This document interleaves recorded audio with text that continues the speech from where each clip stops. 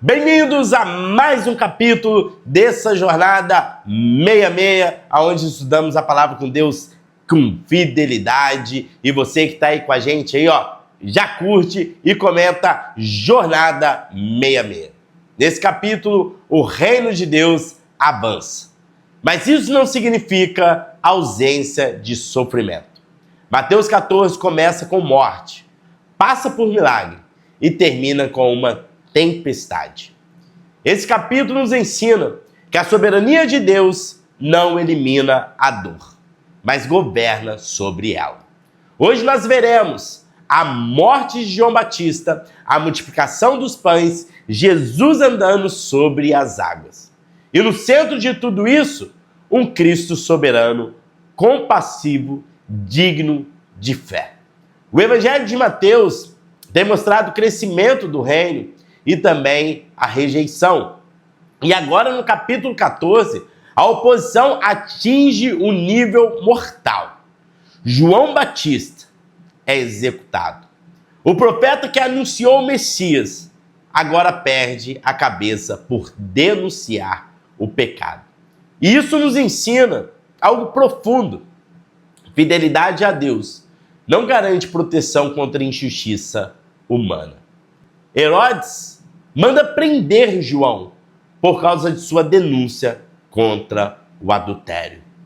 Em uma festa marcada por orgulho e sensualidade, uma promessa precipitada leva à execução do profeta. Aqui vemos a corrupção do poder humano. João Calvino comenta que João foi fiel até o fim, mostrando que a verdade deve ser programada mesmo quando custa caro. A morte de João não foi derrota, foi testemunho. Na perspectiva reformada, a providência de Deus governa até mesmo os atos perversos dos homens. Nada saiu do controle divino. Após saber da morte de João, Jesus ele se retira, mas a multidão o segue. Ele não reage com irritação, reage com compaixão. Cura enfermos e quando a tarde chega, multiplica 5 pães e 2 peixes. Mais de 5.000 homens, sem contar mulheres e crianças. E isso revela duas coisas. Primeiro, Cristo é suficiente.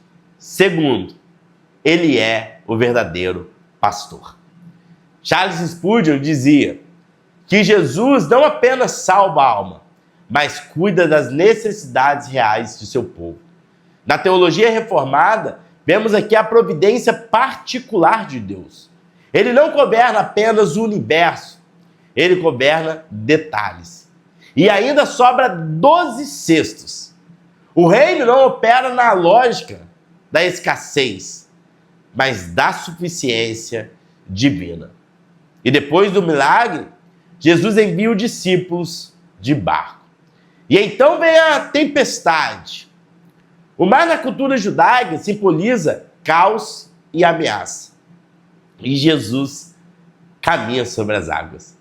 Isso não é apenas milagre, é declaração teológica. Ele domina o caos. Martim Lutero dizia que a fé não nega a tempestade, mas confia no Senhor da tempestade. Os discípulos ficam com medo, pensam que é um fantasma. E Jesus responde: sou eu, não temais. Essa frase ecoa o nome divino, eu sou. Ele não apenas acalma o medo, ele revela identidade. Pedro pede para ir ao encontro de Jesus sobre as águas. E enquanto olha para Cristo, anda. Mas quando olha para o vento, afunda. Quantas vezes nossa fé funciona assim? Foco em Cristo, firmeza. Foco nas circunstâncias, instabilidade. Jesus o segura e diz: homem de pequena fé, por que duvidaste? Perceba, ele não abandona Pedro, ele o sustenta. Na perspectiva reformada, a perseverança do crente não depende da força da fé, mas da fidelidade de Cristo. Não é a intensidade da nossa mão, é a firmeza da mão que nos segura. Quando entram no barco, o vento cessa e os discípulos adoram. Verdadeiramente és filho de Deus. Mateus 14 termina com a adoração. Sofrimento, milagre, tempestade e então reconhecimento. Às vezes é no meio da crise que nossa visão sobre Cristo se aprofunda. Mateus 14 nos ensina: fidelidade pode custar caro. A providência governa até tragédias. Terceiro, Cristo é suficiente em nossas necessidades. Quarto, ele domina o caos.